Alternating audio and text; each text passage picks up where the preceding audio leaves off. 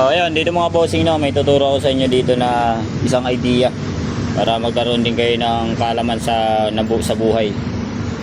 Ito mga bossing, kusa na lang tumitirik to.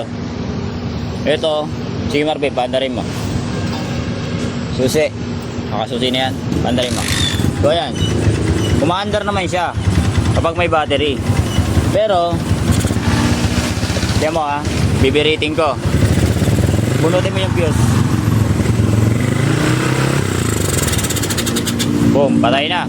Ibig sabihin mga master, namamatay siya kapag wala na siyang supply sa battery, nanggagaling sa battery. So ano ba nagiging dahilan ng mga ganitong problema? Lalo na ang CDI nito mga bossing is naka-battery operated or bumabase lang siya doon sa positive supply ng battery at saka ng regulator. So ang mangyayari mga master, kapag sira yung regulator, ibig sabihin hindi niya masusupplyan ng positive yung CDI. So possible na hindi talaga siya andar. Paano tayo mag-check ng regulator kung gumagana? No? Sa regulator muna tayo, titingnan natin kung gumagana. So dito tayo, ang kailangan yung test light flip nyo, kailangan nasa negative. So ngayon, ilagay mo to Marvin dito sa positive. Ayan, yung kulay pula. So wag lang natin isusi. So tingnan muna natin kung gumagana. Check mo muna kung gumagana yung test light. So gumagana yung test light, ay nakikita nyo naman. So dapat mga master, kapag nilagay natin sa positive yung ating test light, wala pong fuse yan, dapat wala po ng fuse, no? Para walang contact talaga yung positive. So kapag nilagay natin yung test light natin, kapag nilagay natin sa positive nang galing sa regulator, ganyan mo lang. Tapos dapat pag pinadyakan natin mga master yan, magkakaroon dapat ng supply yan. Yan, nakasusi yan. Kahit na hindi nakasusi, dapat magkakaroon siya ng supply. So subukan mo padyakan. Dapat mag-iilaw to mga bossing. Yan. So hindi siya umiilaw.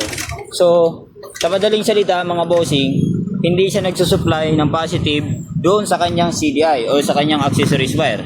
Kasi bago po masupplyan ng positive ang ating CDI, dadaan muna siya ng accessories wire. So ang accessories wire mga bossing, yun ang magsusupply ng positive sa ating CDI. So ay paano kung sira yung regulator?